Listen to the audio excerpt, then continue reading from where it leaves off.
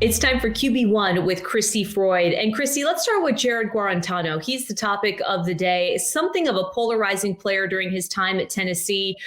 Is that warranted, the criticism that he's received in the past?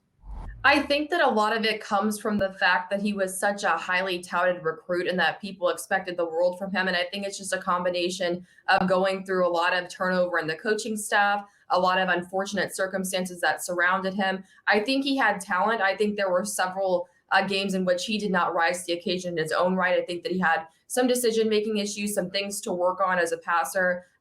Probably just wasn't quite as sharp as a player as the hype would have suggested that he was. But I think it equally had a good amount to do with, I talked to one of his quarterback trainers one time, Jordan Palmer, and he's a guy who can play. He's a guy who definitely is more of a developmental prospect, but can play. But I think that a lot of it just comes from the fact that he went in with just so much hype around him and so many high expectations just from the beginning, and then had just about every unfortunate circumstance you possibly could have. So I think there's some equal fault there, but I think that if he had been in just a little bit more of an ideal circumstance, and if people had not expected him to go straight into the sky right from the start, that maybe he wouldn't have been as criticized as he was. What did you take away from his preseason performance? I thought that he looked pretty good. He completed several of his passes, had some good drives in there whenever he replaced the other quarterback, Trace McSorley. And so I think that especially whenever he put them in really good field position in the second half drive after the 55-yard punt return, I think that he made the Bengals backups look pretty bad. And so I don't think this is a quarterback that might necessarily instantly take the backup spot. I think that he still has a lot of work to do, but I think that he made the most of what he got. And I think that he's received some complimentary feedback. I always ask you about quarterback ceilings in QB1. For him, you mentioned some of the work that needs to be done, but what do you think the ceiling ultimately is?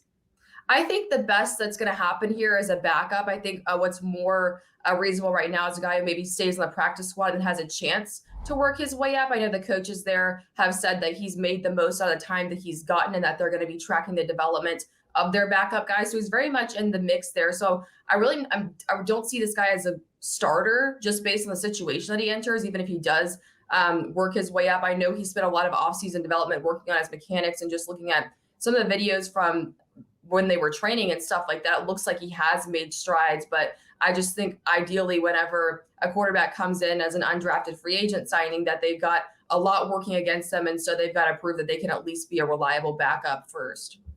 Is the practice squad in the NFL a no man's land to a certain extent for quarterbacks, or is it possible that if he shows some of that offensive development that you're working on, that he will be able to elevate himself to a backup role and make an impact in that way?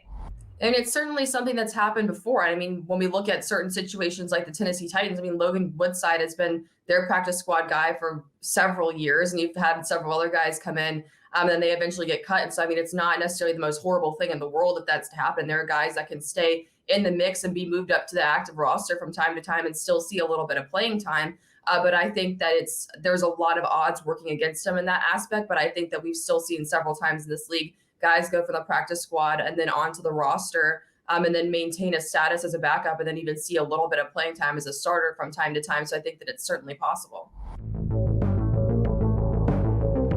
Make sure to like, comment, and subscribe for more QB1.